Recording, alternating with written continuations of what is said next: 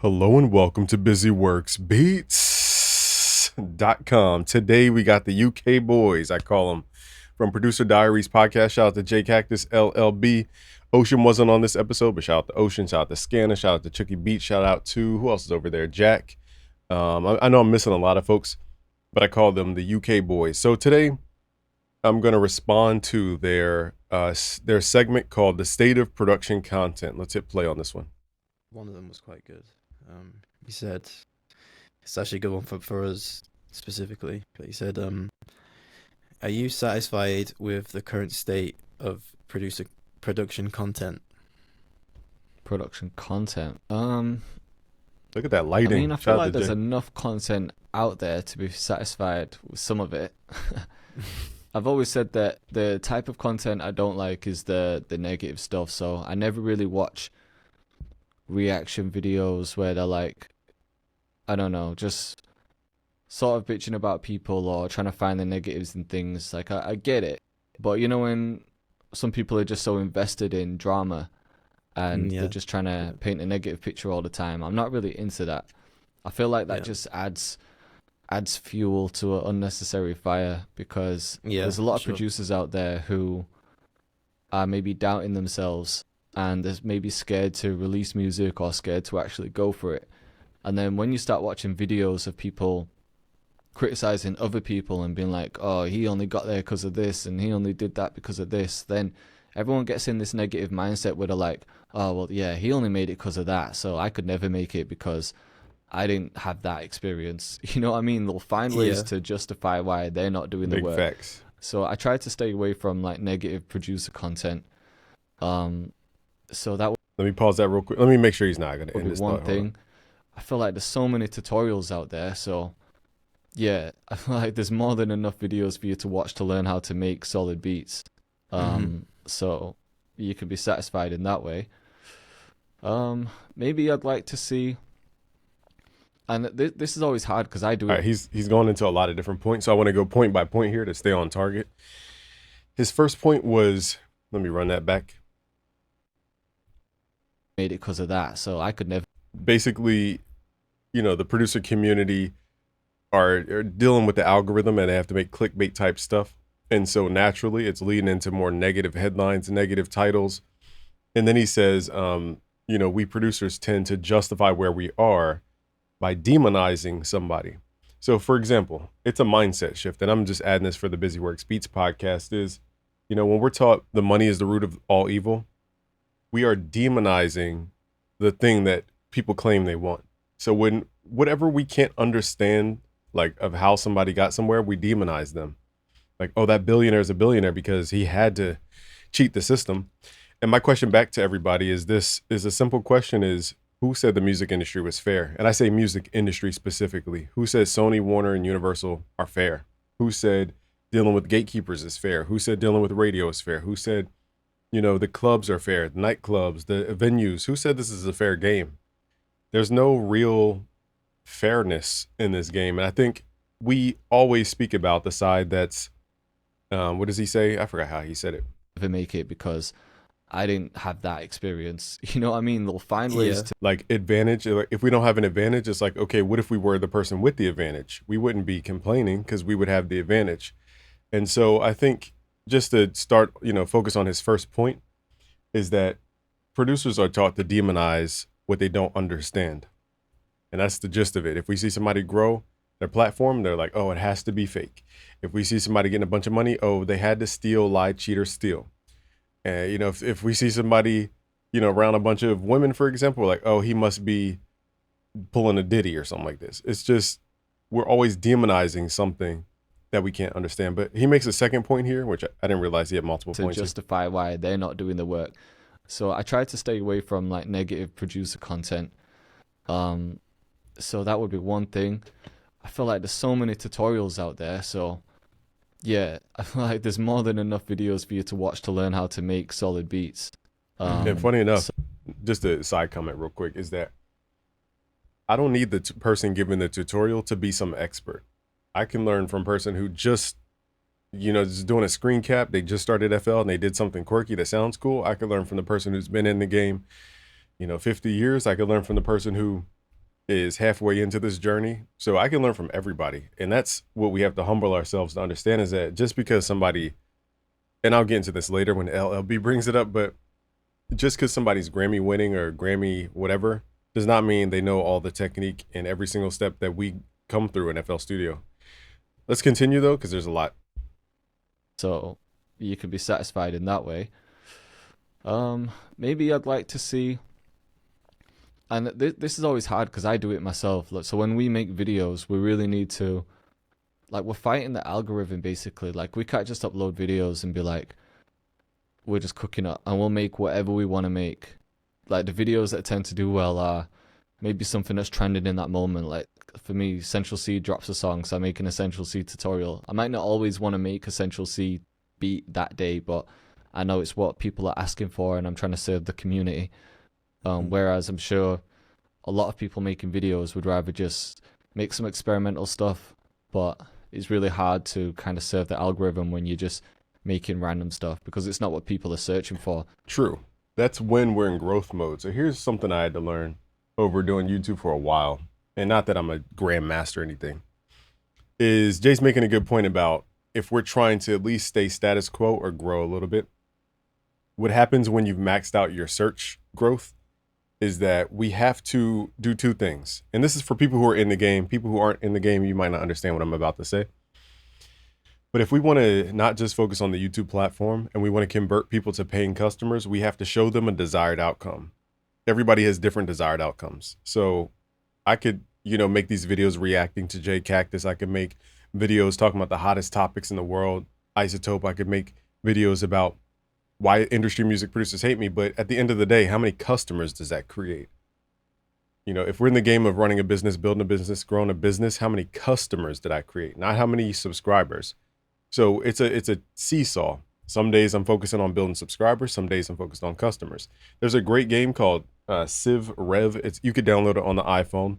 It's also for console. It will teach, I'm speaking to the audience. It will teach you guys how to understand the different priorities of a business. You have growth, which is food. You have culture, which is how you recruit great people. You have productivity, which is how you produce buildings, aka systems, and that's how you produce units, which are like products and services. Then you have gold, which is like money in our language, and you have I know I'm missing one. Culture. I said that. Culture. Somebody help me in the chat. Culture, growth, productivity, science. You have science, which is research, learning new stuff. So in Civ Rev, something that I just love this game because it teaches business building from the ground up, is that in order to build your city and your empire up, you have to focus on different things at different times. In the beginning, you focus on productivity. You pump out a bunch of units because you need to explore the marketplace, the territory. Then you find all the territory, you find all the little things about it. And then you can now focus on growth because now you know where the enemies are, you know the boundaries. Now you focus on growth because you need to build what are called settlers. So growth, I'm going to take my focus on my city. Instead of making productivity, I'm going to put it on growth, which means we don't have productivity. We just have growth. And then once I have enough, city, once the city grows to a certain point, then, we convert it over to science because we need to learn and do research and development to learn the next thing that will advance the society. So all I'm saying to you guys is that YouTube business, online business, there's different focuses for different times. So YouTube in this case would be like growth.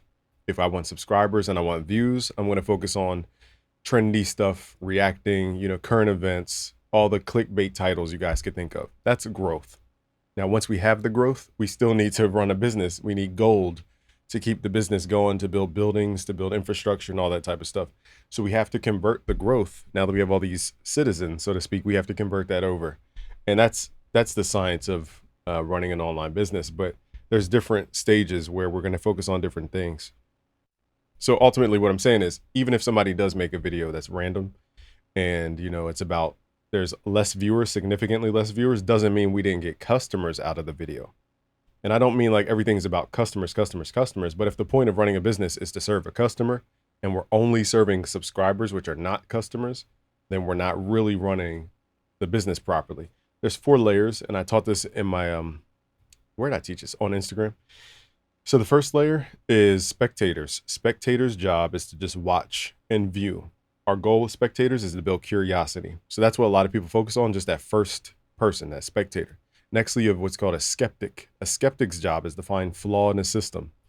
The way we, convert a skeptic to the next level is we, falsify their objections. Any flaw that they thought that we had, we falsify it with proof and data. After that, we convert those skeptics into subscribers. And this, again, is where people stop. Now, the only role of a subscriber is to like, share, comment, and share with a friend. They don't take money out their pockets. Okay. The only way you monetize a subscriber is through advertisement and selling attention, which is very hard to do outside of partnering with YouTube. Okay. Now, to take a subscriber to a customer or a supporter, we have to show someone their desired outcome. And what I'm telling you guys in this story is that we can grow on YouTube, build this big audience, but it doesn't mean they're going to turn into customers. The way we turn this big audience into customers is we show them a desired outcome. Why are they following us? In the Bible, Moses went to the promised land. What is the promised land we're promising these folks? Okay, so that's what some videos is demonstrating the promised land. So understand that you don't need views on every single video. I have 6,000 something videos. Every video does not have a lot of views. I average about 37,000 views per video, but that's over time. It could take 3 years to get there.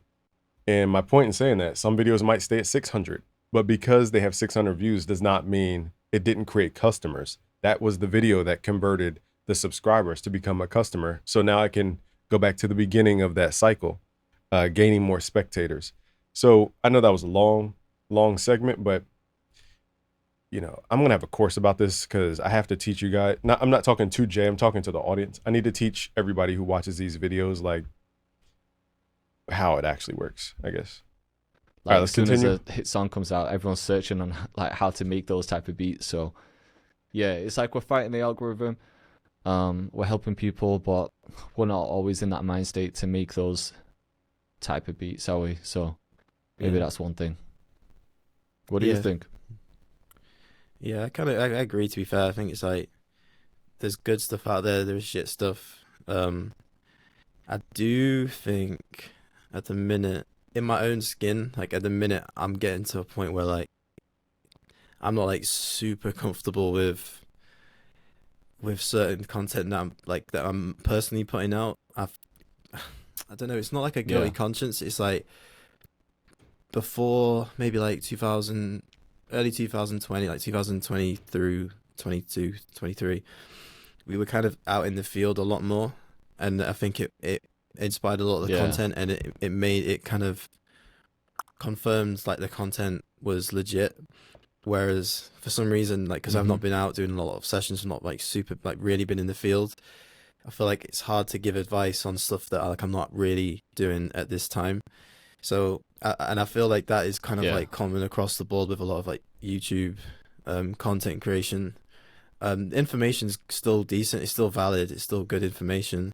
But at the same time, I'm like, I don't know, like it's been like a weird shift. Maybe it's just my own perspective. No, I agree. I've definitely felt a change over the past. We got to go to LLB's page. Remind me, y'all. Definitely feels like the people with the most credibility, and it should be this way anyway. People with the most credibility are the ones that are truly gonna like shine in terms of like YouTube producer content creation, because there's not enough space now for someone to sit at home, not be in any sessions, or just not be working with artists and actively be in the music industry, whether that be trying to get placements or just working one-to-one with independent artists. Doesn't matter what the entry level is, but I don't think there's any room for someone to just make beats and just make music producer content for YouTube. I think you have to have the experience now and say like and be able to back it up, I say I think the production space is good, but I think it's getting, I don't know, I think it's getting to that point where it's like just so much information out there, and everything's conflicted, So it's hard I think it's hard for a beginner producer. True. Yeah, I think it's hard for a beginner producer to navigate the business side, I'd say. Yeah. All right, so pardon me, y'all. I'm drinking protein shake. So LLB basically mentions how, from what I'm hearing, and I could, I might have to run it back a couple times, is production content is getting a little, I'll say saturated, but that's not the word I'm looking for. More like homogenous. That's the word I'm looking for. Is becoming more homogenous. And what I'm hearing is that he's saying that the stuff that sticks out is if somebody has in the field experience or professional experience. Now, the one thing I'll say is that there's a book called E-Myth by Michael Gerber. And in the book, it talks about 3 levels. You have an entrepreneur at the top of a pyramid. Underneath, you have what he called managers who manage people. And those people are called technicians. So most people, when they get into business, whether it's music production or, a plumbing company, is they'll go in as a technician saying, hey, I have a service, I have a product, I'm willing to sell it to people, I'm going to build a clientele, and I'm going to do this alone. And what they're doing is essentially creating a job for themselves as a technician. Now, building a business is how do we take the technicians or the people who are working and we organize them with a manager. A manager's job is to make sure we get the maximum value per technician. Excuse me, y'all. So I don't know if you guys have coaches before, but the coach's job is not to tell you what to do. It's to get you to actually do it. And the way people get people to do stuff is to push their limits. And so most folks who get into business, they become their own manager and they don't put pressure on themselves. They don't put any standards on themselves. They don't put any, benchmarks to measure against. They don't have any accountability. Let's say they don't have any structure to show them where they're going wrong to iterate in order to get better. And so we become our own worker and our own boss. And that's a problem because we don't separate those titles. We don't separate the entrepreneur from the manager, from the technician. And why does that matter? It's because you can't grow a business being a technician.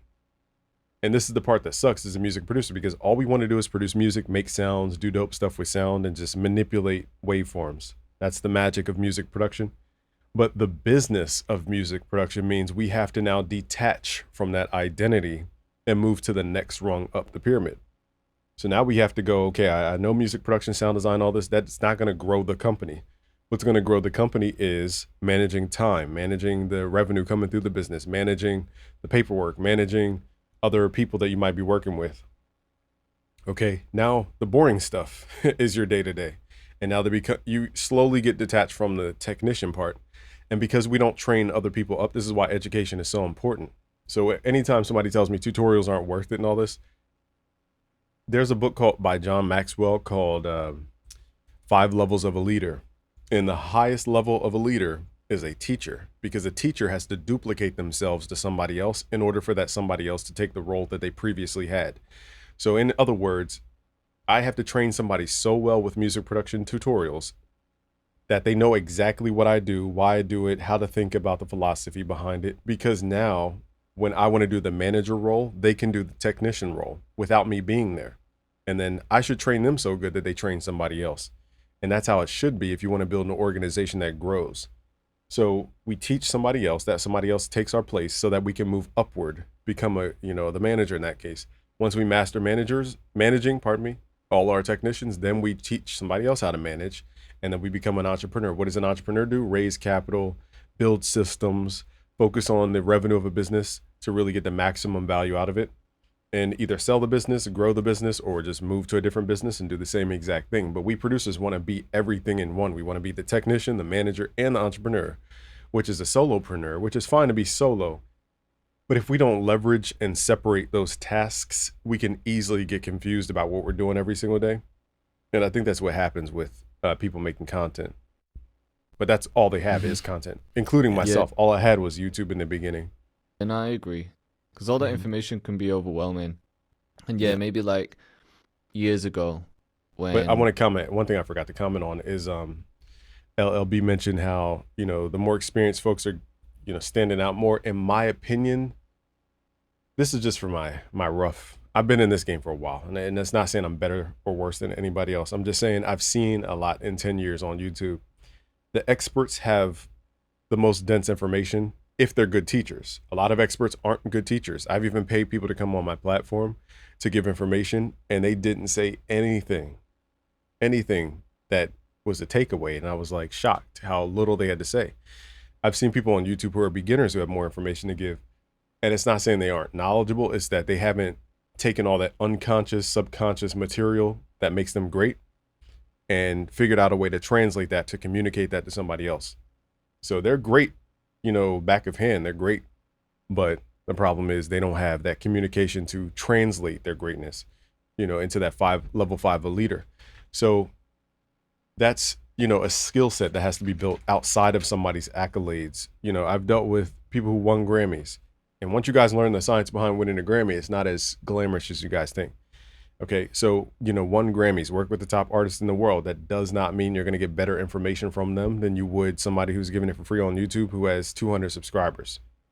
Even I'm learning from people with less than 10,000 subscribers. So, like, accolades does not matter in this space. Subscriber count does not matter. It just, what it does, credibility, what it does is not that people won't listen. It's that people are more likely to stay around if somebody's credible. It doesn't mean every other piece of information is not credible though. Because again, what makes music interesting is that there's a billion ways to do it. And if anybody runs ads, this, they call them creatives. And the number one variable that you can have infinite variables is the creative. You can test headlines until you get the best headline. Okay, now you got to work on the creative, the content, the inside the ad stuff. And there's millions of variations you could test, literally billions. Like there's a picture of me. I could take a picture like this. I can move over an inch. I can move over. There's a billion things to change when you guys are running ads. And when you understand business, you'll understand how important the creative side is. Long story short, let me let them continue. There weren't many people doing tutorials. It didn't really matter what their like how much credibility they had or what placements they had or anything. It was just they were the guys kind of teaching you like how to use the software, and no one else was showing it. I think I skipped a part. Let me go back. My fault. I think Jay's talking about what I just said about credibility. It's hard for a beginner producer to navigate the business side, I'd say. Yeah. Mm-hmm. Yeah, no, I agree. Because all that information can be overwhelming. And maybe like years ago when there weren't many people doing tutorials, it didn't really matter what their like how much credibility they had or what placements they had or anything. It was just they were the guys kind of teaching you like how to use the software, and no one else was showing it. Because a lot of producers back in the day were very, very like they didn't really want to show anything. They were gatekeeping their own stuff basically. And now people are way more open to like showing everyone the process. So like back then you couldn't really get the information from the top producers, but these days you can. So I guess when people are looking at it and they're like, okay, am I gonna watch this guy's videos who I don't really know his background, or am I gonna watch this guy's videos who's got the placement with Drake and he's been nominated for a Grammy? Like you'd think you'd go more for that guy because his experience. Yeah, I agree. And I think like right. Okay, so they're basically saying like if somebody was a beginner, they knew nothing about the creators, let's say, and they didn't know which one to pick. It's kind of like Amazon. When you go on Amazon, their version of credibility is not necessarily the brand name. It's the amount of reviews. It's called social proof. So there's 5 things I want to teach you guys. There's 5 motivations when it comes to transacting online. And if you look at the word commerce, it means social intercourse, not interchange, not interaction, social intercourse, which means there's 5 reasons why somebody wants to F with your business, metaphorically. Okay, there's the motivation of what's called wealth. Okay, there's a motivation of power. There's a motivation of health or fitness of genes. There's a motivation of social status. And there's a motivation of mastery. Okay, now most people, when they see Grammy winning, whatever, work with Drake, whatever, their real motivation behind why they're learning music is social status. They want to raise their social status. So the companies that focus on that are like Producer Grind, where they use the face of, X, Y, and Z who work with X, Y, and Z to get people to click. Because the information is the same information you get from people who have 200 subs on YouTube. It's nothing new. It's just people are willing to listen because their motivation for the reason as to why they're getting into music is social status, to raise their social status to work with an artist like X, Y, and Z. So it's not necessarily the mastery of it, which is the actual why something works. That's what I teach, is the why, the mastery. Okay, like for example, I have my Prophet 6. So I could teach you how to make chords knowing nothing about music theory. So I'm going to close my eyes, land on a note that's called the 0 point, and all I have to do is count up my keyboard. So we start at 0 because it's called integer notation. So it's 0, and you simply count up your keyboard note by note until you finish the chord code. So if I want to make a minor chord, it's 0, 3, 7, 0, 1, 2, 3, 4, 5, 6, 7. You play all those notes together, you always get a minor chord. So I could teach somebody who knows nothing about music theory, but the thing is, they have to have a reason why they're watching my video. Why do they want to learn how to make chords instantly? Is that because they want to work with Drake? Is that because they want to learn how to actually make good music? Is it because they're trying to make music to make a tight beat channel? That's when I have to communicate differently the benefits as to why this matters, this D minor chord. What about a D minor 7th with a raised 3rd? To make it very soul and R&B.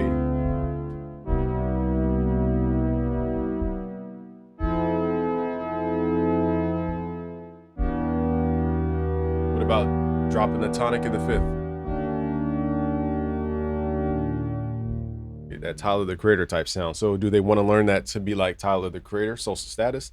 Do they want to learn that to make their type beat channel? Do they want to learn that to attract a mate? What are they trying to do with the music? And that's where we have to communicate differently online with different audiences. So they are talking about, in my opinion, the social status aspect, because again, when I go on Amazon, I'm not looking necessarily at the brand. The brand is just a safety mechanism. Like if I go to a different country, you really learn this. When I went to Canada, it was all this poutine or what's it called? Poutines or something like that. And, you know, food I didn't understand. And it was like cuisine I wasn't familiar with. So I was like, what do I know around here? Okay, I know McDonald's and I know what a hamburger tastes like. Okay. So I went with the McDonald's option, I think, or maybe I changed my mind for a hamburger actually from this other restaurant. But what I'm saying is the brand just helped me to understand what I understood in my home country. When I was in a foreign country where I didn't know any of these brands or like the cultural foods, I was like, I don't know what this stuff is. Let me order something that's familiar. That's what a brand is for, is that decision to trust something. Whereas a decision to buy something could be many different motivators. Like we talked about, if you go on Amazon, you have a lot of social proof going on Amazon. You see an item that has 1 million, that's probably outrageous. You have an item that has 5,000 reviews and you have an item that has 23. You're like, okay, I just want to figure out, I don't want to spend money just to refund it, to spend more money. So I would need to make a quick decision here. Let me just look at the number of reviews. I'm going with the one with the 5,000 reviews because I don't have time to do research, meaning I don't have time to figure out why these products have a difference. So the motivation in that case is social proof. Leaning. There's 4 personality types, B, A, N, K. The B personality type needs the step-by-step. They're like engineers. They need the step-by-step. Here's how to, build this chord step-by-step. 0, 3, 7. What is 0? Where you land. Then you count up your keyboard up 3. 1, 2, 3, 4, 5, 6, 7. Now you have a minor chord. Why is this called a minor chord? It's because the minor third. What's the minor third? It's the 3 in this chord code. What separates a minor chord from a major chord? The third. If I go up a half step, 0, 4, 7. Now I have a major chord. What's the difference between a minor and a major chord? The third. What is the third? It's the third scale degree. Why is it called a scale degree? Because a scale is a sequence of notes. And then I get into all these definitions. So those are, people who are trying to master something. They want to know the why. If I'm hopping on Call of Duty and I'm just trying to win a round, I'm not trying to figure out why I need to throw a Semtex at this angle that bounces off the wall, that, implants the bomb over there, and then that blows up and then the Call of Duty team comes in. I'm not trying to figure out everything about the game. I just want to win a round. So it depends on people's motivation and dedication and different levels. But there's 4 levels again. B, the bank. It spells bank. B is the blueprint personality. Okay, they're just trying to get the step-by-step. You have the A personality type, like myself, who want action. We just want to get straight to it. And those would be the people who just want to win the round. What's the action of it? Then we have the N personality type, which is the nurture personality type. They need a lot of social proof. So it's like, okay, how many other people have won a round doing this technique? How many other people have made? They're so worried about other people's perspectives because they need social proof. And then you have the K personality type. They want to know why. So the why people, like I said, I could say, okay, this is a minor chord. Why is it a minor chord? Because we're playing 037. What does 037 mean? These are semitone values from the root. What's the root? The root is where we start. And then you get into the frequencies and you go deeper and deeper and deeper until the person goes, oh, I understand why. So there's different ways to communicate. So hopefully you guys learn, the BANK. You guys learn the 5 motivators for, selling. And then you also learn the 4 layers of people who consume our content. Let me let them finish off, but I just wanted to teach you guys something. There's always a way to make it, like, to make it credible. But yeah, I think you're right. You need to have like some kind. You just need to be active in the field, whether it's at high levels like Drake and stuff like that, or whether it's just independent artists. As long as you're in the field, experiencing working with artists, and for certain what's going on, and like then it's calm. But another thing is like, I think it's the thing that's lacking in music production, like in terms of content, is that to make advice for making a living is so like hit and miss, because we do have to please the algorithm. But it's like they might see one video and they're like, yeah, start a sample pack business, and then like sell type beats, and then there's like there might be another one saying do freelance work, do work for hire. There's like all these different ways to do it. And it's just, I think it can be overwhelming. I like how the camera pan back just for them to be like, I was starting yeah, right now. But maybe just as a bit of advice, I'd just say like, there's a few things that take a while to build up, and then there's like a few things that you can do like quite soon in your music production career. If you're good at it, basically, if you've got your skill level up. And yeah, long term is like kit selling. Long term is like type beat selling. That takes a while to build up. Short term is like work for hire stuff, where you can just manually do your outreach, reach out to people, go through the process, build a relationship, and then pitch the idea of working with them on a project one-to-one. And that stuff can be faster and pay off a bit quicker. Yeah, I think we've gone off on a tangent. Yeah, recording definitely pays cash back. Should be a short answer. Well, there's so many ways to do it, isn't there? Yeah. But yeah, if you had to give like a yes or no answer, are you satisfied with the content or not? 50-50 at the minute. Yeah, it's tough. Yeah, it's tricky. Just because like, I'm like, gonna go with the same. Yeah, just because it's just hard to say yes or no in it, just because there's so many different styles of content out there. Yeah, it's not that simple. Some people are pushing good stuff, some people are pushing stuff for other reasons, and it's just hard. Yeah. I do think the good stuff is there if you're willing to find it. Yeah, like, there's so much out there. There's definitely some good information out there.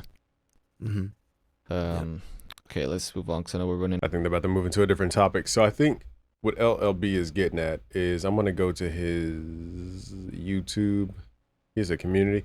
So I want to go to his YouTube because he's speaking from the perspective of somebody who's doing tutorials or, doing content, I'll say, for what purpose. And I think he's getting into what is the purpose of that. Is it to sell beats? Is it to work with people one-on-one? Is it to build a sound company?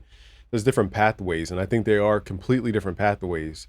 But what I'll say is that every great business has an entry-level thing. The entry-level thing is to get people to do a low-tier thing. Usually, okay, here's how it works. The free stuff's at the top. Let's say Instagram, YouTube, content, all that stuff is just free. Now, hopefully we get paid for it. Hopefully, it goes around the world. Sometimes Instagram pays, sometimes it doesn't. YouTube pays, TikTok maybe pays. I'm not paid on TikTok. But I'll post my shorts to all the platforms regardless. And once I have my free stuff out there, I become less obscure. And now people know the voice, they know the face. They're getting to become familiar with me without me even interacting with them. The way I learn people, when I meet new people, the way I learn kind of their demeanor is I go through their content before I have a conversation with them. So even if I want a conversation with somebody in the industry or whoever, I'll go to their page, consume their content, see how they think first before we even hop on a phone call, because I need to know how to communicate with that person.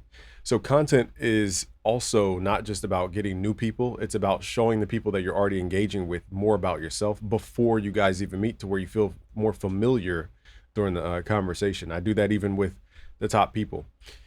So that's the first step, is understanding that content has a deeper purpose than just getting people's attention. It's also to get people to know about us, to trust us. Very important. Secondly is, once we have that free stuff, we want to move people to a low ticket or low price, low tier thing. Okay, that thing can be a $9 thing, it could be a $97 thing, a low price thing, whatever that is for your company. That could be a sound kit, a course, a bundle, a plugin. What else do people sell? What do you say? A service, recording service, a recording bundle, a deal, a limited time deal. It could be a lot of things. It just depends on what that person is trying to do. Okay, so it's the free stuff to get people's eyeballs. Once we have their attention, we want to move them towards the value. So that first value is usually low tiered, meaning we're just trying to get them in the door to trust us and transact over time. Because what is commerce? It's social intercourse, not social interchange, not social interaction, social intercourse. So you have to literally build up that much trust with the people that you're going to do business with, because that's how you transact over time. I have a video about IOUs and how, producers understand money, et cetera, et cetera. So once we have them from the free, then we move them into the low ticket, low tier. Then we move them into the mid tier. So this will be, instead of $97, okay, what's $197, $297, $497, whatever the value is. That could be a bundle, a course, a workshop, a masterclass. That could be a recording package for an EP, 5-song EP. That could be, a bundle of the catalog of beats that you guys are selling. Whatever it is, it could be a lot of things. It depends on what that person is trying to do with their career, their time, what is their motivation. It depends. Now, from that point, then we move them into the highest tier, the $2,000, the $1997 pricing and up, the in-person workshops where you're selling your time at that point. You can't leverage systems and everything else that's digital. Now you're selling time. And that's anybody watching this, you have to be careful selling your time, because it's not about the value of your time. It's about the fact that you have to scale your time at some point. So if I'm not making enough to pay the next person to take my place or to do the lesser task, I'll forever be doing that specific task in that specific business. That's an advanced conversation. But the longer story shorter, and the summarization of my last point here, is that we have to have a value ladder. Okay, free, not free, but low price stuff below $97. Mid tier, which is like everything below 500, and then stuff above $500. That's how you're going to, capitalize on the Pareto principle, which is 80-20. Okay, meaning that 80% of your business might come from 20% of your audience. And you might talk to 1 million people, but only have 2,000 people, or whatever 2% of 1 million is. I'm probably doing their math like 20,000 people. Am I doing that math right? 10,000 would be, that's what I get for trying to do calculations live. I just can't calculate live. I went to AP Calculus. That saved me for college calculus. After that, I just forgot all about math. But long story shorter, though, the point is we're going to have a lot of people, but only this amount of people are going to be able to spend that much, because they're growing their business from whatever we're giving them. So that it justifies the price. The difference between us selling somebody something that's $97, they may or may not make their return on investment, because it depends on their motivations, their energy, their drive, et cetera, their capital, their existing audience. Whereas if I partner up with a Jay, for example, for marketing, I can go, okay, Jay's making $20,000 a month. If I charge $5,000 a month, that's what, 40%? Am I doing that right? No. Let's say he makes $10,000. Let's do simple numbers. Let's say Jay makes $10,000 a month and I charge him $1,000. That's 10%, if I did that math right. So I'm charging him 10% of his revenue, but I'm going to grow the 10,000 to 20,000. So it currently costs him 10%, but it's growing him 100%. So I just 10x'd my return. He just 10x'd his return on investment. And that's how people can think when they're at the higher levels, because they have the flow, the deal flow, they have the audience, they have all the stuff. It's just a matter of somebody coming in and adding fertilizer to them. So to justify that high price. And that's the difference. If you charge somebody who doesn't have that system $2,000, $3,000, and they have no way to really flip that into something bigger, they're always going to be questioning it. So that's what the price tiers are for. And that's why companies can charge such high prices. It's because you're investing in something that's even greater than the price. We're going to have to make this like a part 2. I want to thank Jay, LLB, shout to Ocean on the Producer Diaries podcast. Hopefully I remember to link this so you guys can subscribe to them. Peace out, guys.